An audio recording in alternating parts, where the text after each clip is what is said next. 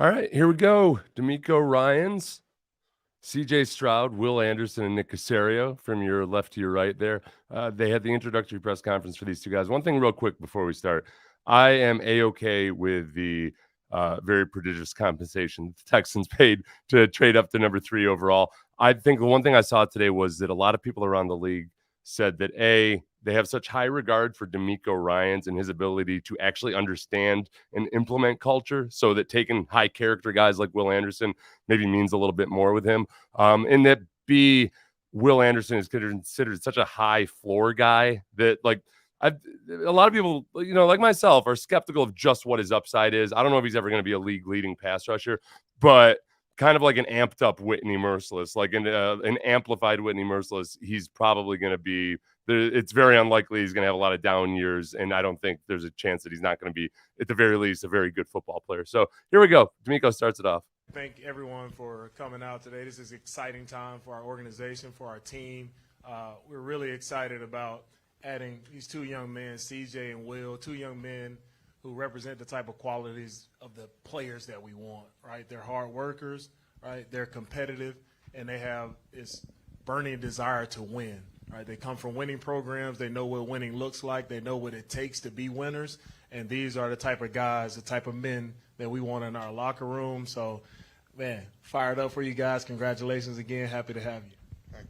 Thank you. Just first and foremost, I want to thank my Lord and Savior Jesus Christ. Man, it's been a crazy process this whole time, man. I remember this is my first 30 visit. I remember. I liked that part the first time I watched it, just because at first I thought he was like he said, "Thanks, my Lord and Savior Jesus Christ," man, like he was talking to Jesus in that fashion. But he's actually just saying "man" in general. Just having a great taste in my mouth after I left. So, man, I want to thank you guys for giving us a chance, to Mr. and Ms. McNair and the kids. But yeah, man, really excited to get to work. Really excited to get back in the locker room to build a camaraderie and a brotherhood with my new teammates, and just really excited to work with Coach Ryans, with Bobby, and with Gerard Johnson and everybody who's on the offensive staff and the whole team. So, man, just really accept the city of Houston. Happy to be here. Bobby Slowick, obviously the offensive coordinator. Gerard Johnson, the quarterback's coach, if some of you might not have known that. And then him mentioning the visit and what a good time he had on the visit, that made me really happy. And I've heard that from a few different people. And you're going to hear that a couple times about how well these top 30 visits went. Yeah, I just want to say all thanks to God. Very blessed to be in this position. Thank you to the McNairs for this opportunity. Coach Ryans, Nick, thank y'all. I don't take this for granted at all. Thank you for welcoming me and my family today. Anything you guys, want me to do, I'm going to do it. Sworn, be intentional with everything. So I just want to say thank you for this opportunity. I'm really looking forward to it. This was my first visit, my first top 30 visit too, and I couldn't stop thinking about it. Anywhere else I went during this whole process, it just felt right. It felt authentic. The energy in here was right, and I'm just super excited and super blessed to be a part of something so special. And the intentional too. You're gonna hear that from Will Anderson a couple times. Like, so many of these guys nowadays, like they've been coached on the mental side of things so much better than us meatheads back in the day. Actually, since Will brought it up, so he was our very first 30-man visit. So we came back from the combine. It was like March 8th, March 9th. And he was the only person here. So we walked into the room, and there's like a whole staff of people. And it was like, holy cow. So what he's saying is legit, and that's real. So, we're certainly grateful. Everybody's sick of hearing from me, so we'll take some questions. Okay, we have microphones for questions, and we'll start with John. They've got microphones for questions, everybody. It's a new day. D'Amico, first of all, can you talk about both players, what your expectations are, and what you like about them? But how did you have to prod Nick anymore to make him get that trade done with Arizona to get Will? Me and Nick have been working together all week, and we've been collabing on everything we've done, and we've been on the same page. So it's been awesome working with Nick, and we're excited to get the deal done, right? Because we know we were getting the deal done for the right guys. So that's what it was about. With these guys, with CJ, one thing I love about CJ is that he's a fierce competitor, right? He wants to win. It means a lot to him to win, right? He has a burning desire to win, and I love that about him. The talent on the field speaks for himself. He's done an excellent job of leading a top program at Ohio State, been very accurate, making great decisions with the football, and being a great leader of those guys around him, his teammates, right? Along this process, along the way, every teammate of his that we've spoken to from Ohio State have all spoken highly of CJ and the type of leader that he is. All right, with Will, there's As far as that too, one thing I've talked about today, and those of you that watched the pivot interview with him, he's thought a lot about leadership in a way that I think, when he was young and kind of focused on trying to win the starting quarterback job, he was doing what young guys do, and he was, very inwardly focused. A lot of people from Ohio State have said that, like, once he realized his role was to become a leader, he set his sights on that and realized that's part of being a good coach. So or being a good quarterback. And I think he's actually been more conscious of it and more methodical about it than a lot of guys his age. I probably watched him for a long time now, seeing a few of his games, but just seeing again the fierce competitor that he is. Every time watching Alabama when they needed a play on defense, it was 31. That was the guy stepping up, making a play. And everyone knows the leadership qualities that Will possesses. You can't speak enough about both of these guys, and it just speaks to their families who are here today and how these young men were raised. They were raised the right way. These guys really represent your family as well. So I want to thank the families, all right, for raising such great young men, also great athletes as well. And obviously that's always a big theme is the guys, their upbringing. CJ Stroud's got a very special and unique story. And his mom, the stories I've heard about her and the way she raised him through a lot of the trouble that they had was really, really cool. As far as what Frank says, what's your take on DeMeco moving Will Anderson from linebacker to defensive end? When DeMeco referenced that, you had mentioned that it was kind of a unique defense or a different defense. If he was going to be playing linebacker, if they would have called it linebacker, it would have been like the way they used Hassan Reddick in Philadelphia, where he's a defensive lineman. So whatever you want to call it, if it's a Sam linebacker, defensive end, I think it's not that big a deal. And they can still drop him into coverage sometimes, but that's the proper. I'm glad that they're not thinking like, oh yeah, no, we're going to have him play all three linebacker positions. I don't think they ever thought that. Hi, Christy Regan from the Associated Press. Welcome to Houston, you guys. For both of the players, I wondered, I'm sure there's a lot of people, but as you kind of reflect on this journey that got you here, who are some of the most influential people that helped you get to where you are today? I would just say my family. I'm really tight with my family, especially my dad and my mom and all my sisters. But they kept me grounded, they kept me humble. Made sure that I was keeping the main thing, and making sure that whatever mission I was trying to do, I was going to complete it. Also, my head coaches, high school and in college, and my position coaches, they know me like the back of their hand. They know like I'm always ready. So like it was like, just calm down, be patient. Like wherever you go, it's gonna be the right fit for you. God don't make no mistakes, and it just helped me so much more to just focus on my body, focus on the things I need to focus on, spend some time with my family, and just trust the process. So those are some of the people that made me just relax, calm down, and trust God.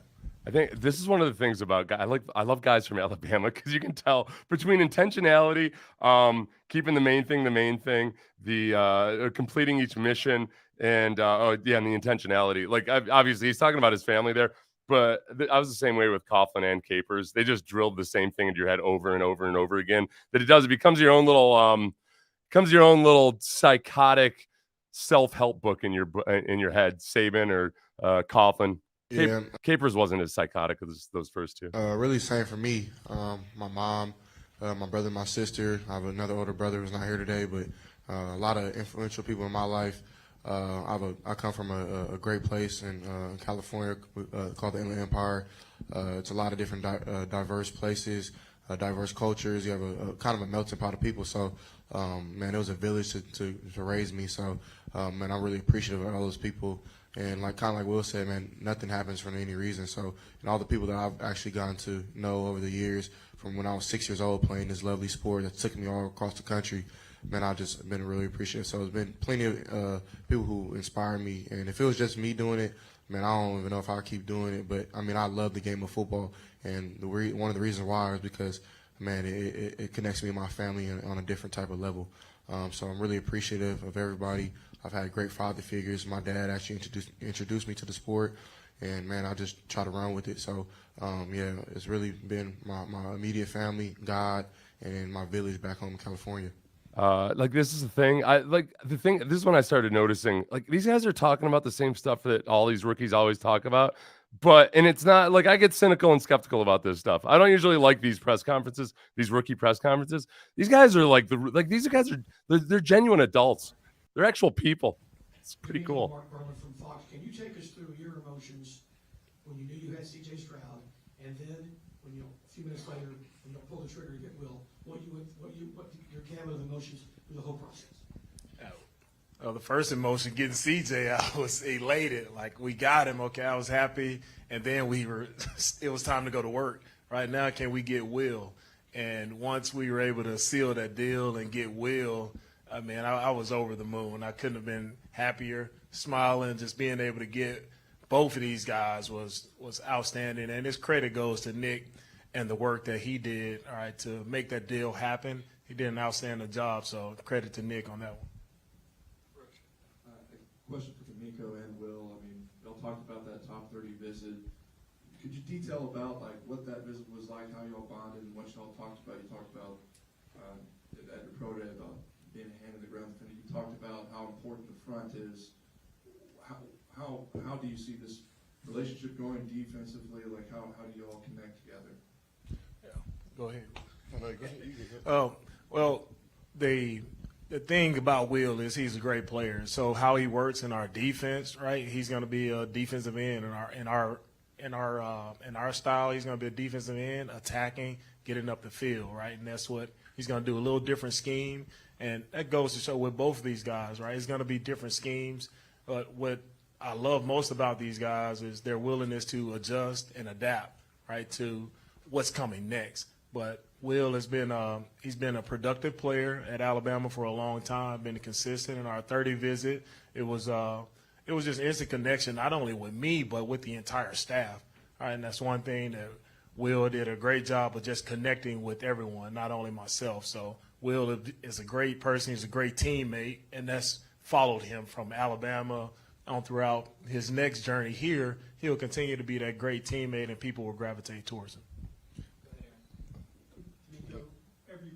I think as far as him playing defensive end versus linebacker, not that much of a distinction really, other than that, like he's going to be able to focus on just going. And if there's one thing about Will Anderson, I think the untapped potential is in some of the polish on his pass rush, and sometimes it's just his strategy of attack. He needs to learn how to attack edges on guys, especially the big guys. He's either a lot of times just trying to get around a guy or go right up the middle. So that part of it is going to be the big test. And when you just let him put his hand in the dirt and line up in a wide 9, like Will has talked about, he can attack edges. And that's what I'm excited to see, is that he's got some work to do, but he's more raw than people think. I don't know. He produced a lot, but and he plays his ass off, but he's raw in a good way. Growth is different in their process. What did you learn from how the 49ers brought along young quarterbacks that, as a coaching staff, you'll try to apply for CJ? And a question for CJ. Yeah, for all of our players, we're in the role as coaches to develop young players, right? No one is a finished product. No one is perfect. We all have strengths. We all have weaknesses. So it's about everyone just putting their head down and working, right? And these guys want to work to be the best. And so with their mindset of working to be the best, and with our coaches' mindset of being in position to help and develop these young men as players on the field, right, that's how we'll work with that talent, not only quarterback, but it'll be all our positions. CJ, just in terms of goals for your rookie year, what are some things you want to accomplish in terms of improvement, things you want to do to get better as overall quarterback? Thank you. Honestly, I think you just asked him. That was hard to hear. I think you just asked him what he wants to work at to improve as a quarterback. First and foremost, I just want to be, if it comes natural, just be a leader on the team. I think that. Oh, thank God. I thought he was about to say, I just want to be the best teammate I can be, which is fine, except we just got beat over the head with it that one year. The biggest thing for playing quarterback is to be not only vocal, but lead by example. And that's something that I think I bring to the table very well, coming from a place like Ohio State, where the quarterback is really, other than LeBron, like you're right under LeBron. So like you're kind of, you're the leader of the whole state. So I feel like I got good practice there. But yeah, I mean, that's kind of the main goal, is just to be a great leader, great teammate. To Damn it, we got a politician now. of course, like Coach Ryan said, just adjust, adapt to the new scheme, to the plays, to new coaching. And I honestly don't have a limit on how good I can play. I don't know what's going to happen. I know nothing is going to be given to me. Everything's going to be earned, and that's just how I like it. It's how it's been my whole life, and that's how it's going to continue to be. And that's what's going to make me a great player. So, yeah, I'm excited just to get started. And whatever happens, man. I know it's ordained from God, so I'm blessed to just be in the shoes I am today. And he was, I got that. Whenever he makes a God reference, I had misinterpreted first. When he said ordained by God, I kind of hoped that he meant he thought he was ordained by God to be like the best quarterback in the NFL. Because a little bit of that actually is not that bad. You know, I'm okay with it. That's why Winston Churchill got to where he was. He thought it was ordained by God that he was going to be Prime Minister of England. So he went off to make a name for himself by being a reckless soldier in the Boer Wars and just like put himself in all kinds of death-defying situations and became a celebrity. So, but no, he meant what's to be is to be. Jonathan, CJ, I was going to ask a question but let me ask you, CJ, I know you and Bryce kind of have known each other since, I guess, middle school. I know you and Bryce have known each other since middle school. What did it mean to you for you all to be kind of drafted 1, 2, and your embrace? What did you all say? Yeah. What did it mean to you? Man, Bryce is my brother. Somebody that, of course, I've known since middle school, but we really didn't become close until like the end of high school, going into college. We used to always see each other spring break, come back out, train. We have the same trainer with 3DQB out in Huntington Beach, California. And every time we're out there, man, we're jokes, we're laughing, we're cracking jokes on each other, having fun. He always says I need to clip my nails, so I've actually gone to get my Medicare a couple times now because he be clowning. But nah, in all seriousness, man, that's my brother. I was super excited to see him go to Carolina. I think it's a great fit for him. I think he's gonna have a great career, and excited to see whatever he does, man. But we actually play basketball together every weekend while we were back home, and even then, like our trainer usually comes with us. He makes sure we don't guard each other because we probably gonna like foul the heck out of each other. We just play really hard. So that's just to show you the competitive nature we have. Being around him for 3 months, man, you can see the type of work ethic, how he processes the game, how he's quick on his feet, how quick he is, man. So yeah, B. Young is definitely gonna go to Carolina and do some special things. That's the one thing that's happened in modern athletics is because these guys commingle so much. I kind of miss the days when, Johnson and Bird just flat out hated each other. Those guys played against each other directly, but whatever. Fine. Go be good people. Question for Will. You mentioned kind of in passing this text chain that your family has post-game, and there's a little bit of praise and a lot of critique. Yeah. Well, what kind of things are in there even after you had a good game? And why does it matter so much to you what your family, what your sisters say to you? Because that seems like that really hits home. Yeah, for me, I look at it as like most people, they would assume like people, like you would get in a situation like this where you finna come into something big and it's finna be a blessing for you and your family. So everybody around you wants to kiss your butt and not tell you what you need to work on. And for me, that's not the case with my family. Like, they don't care about any of that. They just want me to be the best version of myself anytime I'm on the field or anytime I'm off the field. So that one time I slip up, they're going to let me know. So even if I did have a good game, they're going to find at least one play where you could have been running faster. You look slow on this play. What were you doing on this play? They even take a picture and put it in a group chat. Like, yeah, we just seen it. And I love them for that. You know what I'm saying? Because as long as I have people in my immediate circle that I love the most, that care about me like that, I'm going to be fine. Brandon Scott, Sports Radio 16. This is for both. As Brandon Scott, Sports Radio 610. D'Amico and CJ. I know a lot goes into evaluating, and you don't go off of just one game, but I wanted to ask y'all specifically about the Georgia game that CJ played in. Like, how much did he show, like, extra in terms of what kind of prospect he could be? And that's for D'Amico, and then for CJ. What did that game for you? Was that kind of a rubber stamp for what your college career was? Like, how did you view that game in the context of your college career and what it meant for you being here today? Yeah, a lot of people talk about the Georgia game, but CJ would tell you he had a lot of other games that he considered his best games. But for me, it was a process of seeing him grow throughout the season. So where he started his first game of the season to where it ended with the Georgia game, just for me to see the improvement, see the growth, that's what impressed me the most about CJ. Yeah, I agree. Coach Ryan hit on the nail where I felt like, the Georgia game was just kind of the stamp. It was the icing on the cake to just let people know what I could really do. I finally got the ability to start running some more. I feel like that was a part of my game, but I mean, playing at Ohio State, you have great receivers that are usually always open. So I feel like I'm very strategic and very disciplined on my reads, which my receivers love. My running backs love it because they can get out.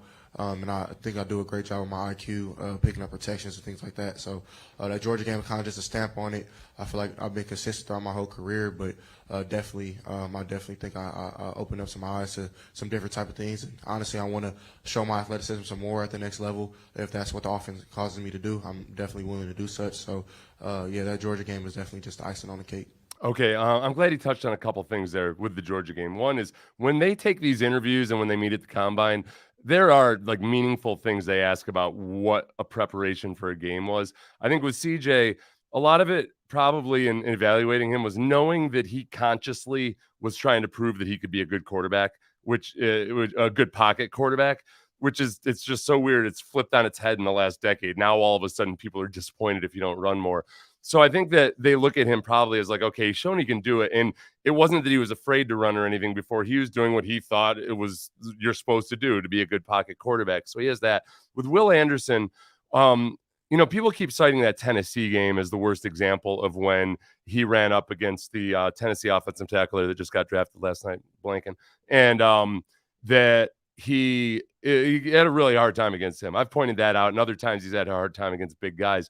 The one thing to keep in context with that game was Tennessee is playing this air raid offense. The ball comes out quick, and sometimes defensive line coaches will say, look, it's really hard to get a good pass rush and actually get to the quarterback unless you're taking a straight line to him. So I think there may have been times in that game where it was particularly bad where Will Anderson was just trying to take a beeline, but he's trying to take a beeline through a mountain with no tunnel in it. And so there's that. As far as him talking about IDing defenses, yeah, the S2 cognition test, we are diametrically in mortal combat now with the S2 because we need it to be wrong, at least in this instance. So Sean Pendergast and I this morning came up with we're trying to figure out between S2 cognitiacy or big cognition. We need to rail against big cognition. That was Sean's idea. That has a little bit of a ring to it. We got time for a few more. Randy, go ahead. Randy McElroy, KPRC Channel 2. Welcome to Houston. It's for Will and CJ. You guys, I know, would have been happy whatever team picked you, but you're coming to an organization that's, has been down, looking to a bright future. You guys are going to be two of the cornerstone pieces. Because of that outsiding, is that to land here knowing you guys can be a big piece of this rebuild? Yeah, it's very exciting. But I know from both of us, we just want to keep our head down and work and be intentional with everything we do and swarm to the ball. You know what I'm saying? That's what this place is all about, swarming and being intentional, keep your head down and working. And that's what we plan to do when we get here. I mean, the guys in the locker room, they're great. They're special. I mean, I've been here. I've been around them. After the drive, I got text messages from some of them. So that just shows what type of place this is, and it speaks volumes of what type of people they have in this organization. Yeah. There's the intentional again. Real quick, because I've mentioned his hands a few times.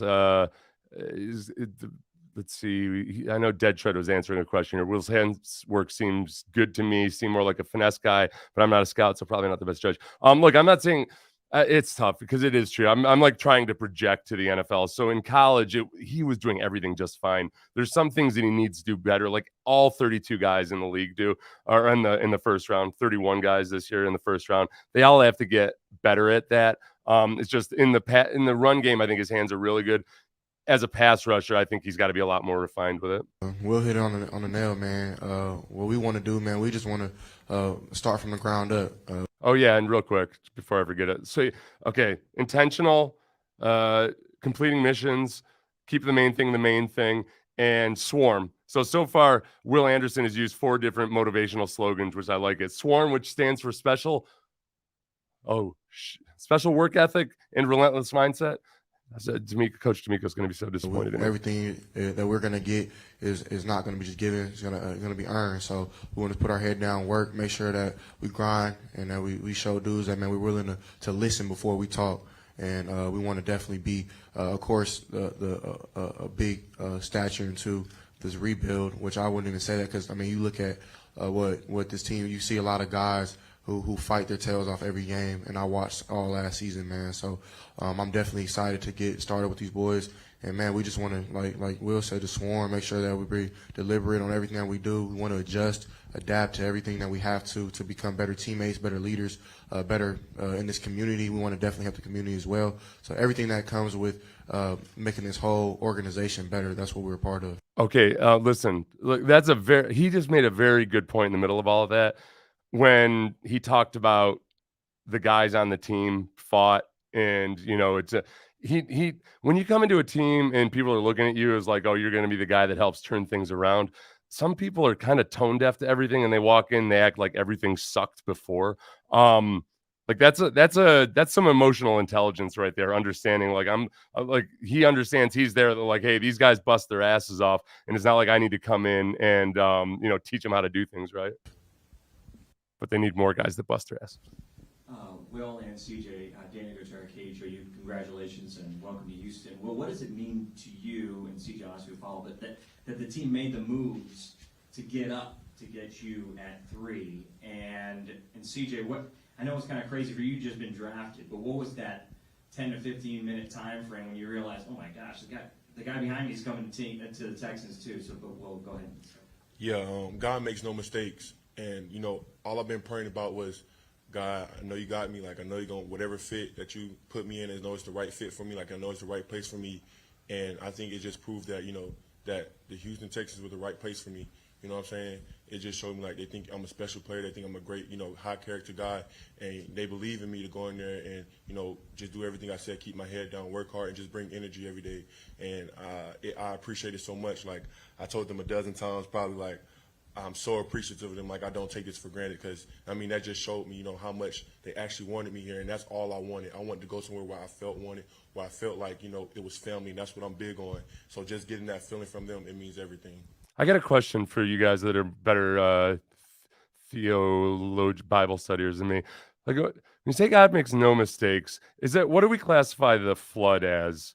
Like, was that, because he said, like, okay, I'll never do that again. But like, usually when I say I'll never do that again, it's kind of like, I might not admit it's a mistake, but it was probably a mistake. Or was he just like, okay, that was a little much? I'm not trying to be sacrilegious. I'm like genuinely asking, is that considered a mistake or not? Yeah, man, it was a special moment just for me. Right when I got the call, I tried to lock in and make sure I just was clear in my communication, talking to Coach Ryan, talking to Nick, talking to Mr. McNair. And I just wanted to kind of make sure that I wasn't getting emotional so fast. But right when I hung up, man, just everything that I've been through, all the hard work, all the preparation, everything that me and my family has done to get to that point. Of course, it's just a stepping stool. This is just the beginning. But, man, it just meant a lot to be there because it wasn't easy. And then so I walk on the stage, man, see some of my friends, and I'm just like, man, I just got picked. So I do the interview. I'm walking down. I go say what's up to the Texans fans. And they said I was the only one to do that, to go down, so that was kind of cool. And then I look up, and it's like the pick is in, but it says the Texans. I'm like, I just got picked. Like, that can't be true. And I'm like, nah, they just traded. And I'm like, oh, they finna get Will. And so, like, I had, like, the biggest smile on my face. So, man, I was super stoked. Like, me and Will, we've known each other since high school. We played against each other All-American Bowl. He couldn't sack me back then, so we'll see if he can now. But man, I was super excited. We were with each other in Texas a couple days ago, shooting a video, and man, we just were like, man, what if we were teammates? And man, now we are. So man, shout out to Nick. You did a great job. Yeah. Nobody been asking Nick questions, man. Just play well, man. That's all.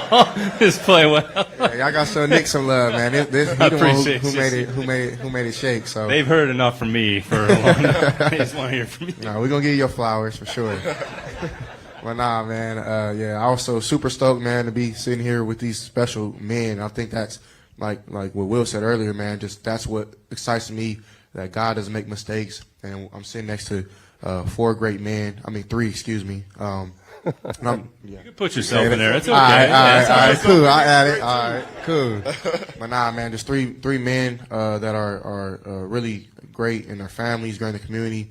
Men of God, and that's something that I am and Will is as well. So it excites me just to see what the future holds. Because I think, man, we don't got no limit. Like we can do whatever we put our minds to, and whatever Christ strengthens us to do. So, man, I'm just really excited. And okay, and the other thing is like, where? Why are people telling me that CJ Stroud has no personality?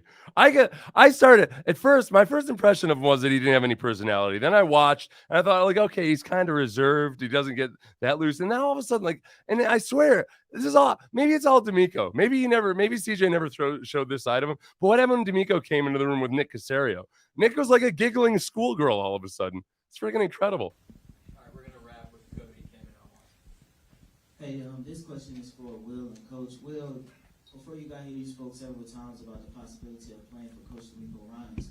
What was it about him that gave you the belief and confidence that you can grow with him? And for Coach, what is it about Will that gives you the confidence that he could be the staple of your defense? If in case you couldn't hear that, I think Cody asked if what he saw in D'Amico Ryans, and I don't know, I lost track. Yeah, I've got to go. I'm in the draft broadcast in 43 minutes. me, like the past couple of years, wherever I played at, either was high school or college, I've always had the head coach who I share the same mentality with, and that's why it was so easy for me to, to relate to the message that he was either trying to say to the team or just talking to me, and that's what I love. That's what I need, because I'm like, I want to play for somebody that got the same way I think. So when I came here and I talked to Coach Ryans, I was like, I got to be here. Like the same exact mindset, the same mentality, what he's trying to preach, everything. That's what I'm all about, and that's what I want to do. And like I said, it's going to be a lot of hard work. Nothing is given to me, and that's the way I like it. I want to go out there and earn it. I want to go out there and compete. And the mindset that he has and the mentality and the standard and the expectation, that's everything what I'm about. So that's why it was so easy for me to say, yeah, I want to be a Houston Texan. Like, I want to go there and play for that man right there. So that's just how I was thinking about it. Man, you're just starting to see how much, like, why people like this kid so much. Both of these guys. That's it.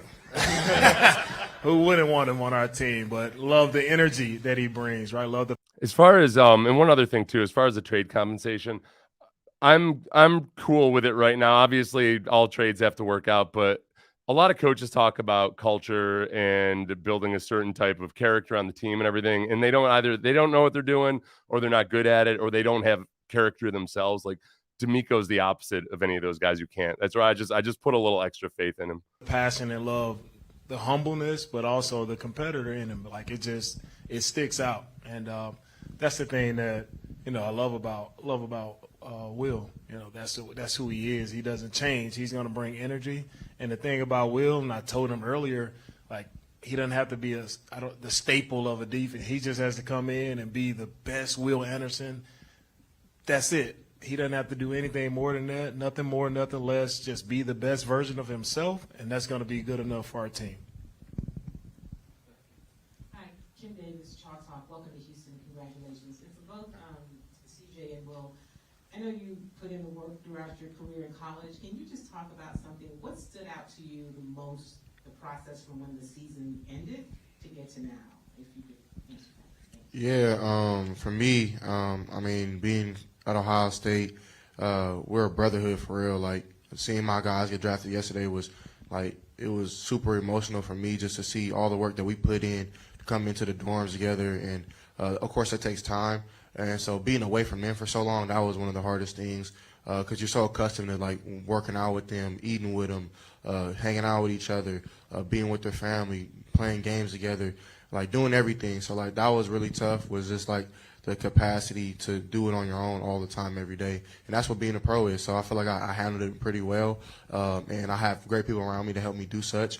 But, yeah, that's one thing that I'm super excited to be a part of again is a locker room, because I think that's something that you can't really mimic or copy in any other sport or really any other type of business, because the locker room is very special. So that's what I'm really looking forward to. And it was just really long. Like, you have things pulling you, like you have to do combine, preparing for that a week after you play your last snap, and then you're going into pro day, which that's a long process, and then the 30 visits, you're flying from team to team. So it's just a lot of movement, a lot of things. So I'm really excited to just be somewhere where I can call my third home, because Columbus is one of my homes as well. And so I'm really excited to be a staple in this community in Houston. And, yeah, that was kind of like the process throughout that. It's kind of long, but still a blessing because you dream about that your whole life. Yeah, for me, it's just I think like both these guys, Like you can tell they care about like the team aspect, and that's something that's come through not just in this interview, but like this part tying it all together. You can see that like they're guys that the Texans used to try to get high character guys, and it like almost meant like okay they're nice to their to their teachers and like cool stuff. Like these guys probably are too, but like there's a character of just like actually caring about the team and caring about your teammates, and a certain selflessness that's more important in this environment. It all goes back to just being how, disciplined or how committed you are to something that you love to do. Thinking about like you don't got school no more, you don't got to wake up and go to class no more. So what you're going to do with your time now? So that was like just one of the biggest things, staying disciplined, staying committed to, everything that you need to do. And like after the season was over, you go straight into combine process. And like if people don't know, like that's one of the toughest processes. You got like a month and a half almost to get your body in the best shape possible, to go out there and move as fast as possible, run as fast as possible and stuff like that. But this whole process has been great for me. You know what I'm saying? Like, I got a time to just learn myself, learn my body, perfect my craft, and have fun doing it. And now I'm here sitting on the stage. What CJ said, all these great men, and it's such a blessing just to be here. And it's a big opportunity that I don't take for granted. Yeah, CJ, Will, obviously you guys had tremendous college careers, obviously very talented. But D'Amico and Nick talk about your character and who you are as people. And that's the type of people they want in this building. What does that mean to you guys? It means a lot because I know talking to some of the people that I know in the league, like some old Shoot, guys, I apologize. I got to go. This is the last answer. Go to Texans YouTube to check this out. I got to go get to the draft. My boss just creeped in. I got to get to the broadcast, the actual draft broadcast, night 2. This watch the Texans channel for the last part of this.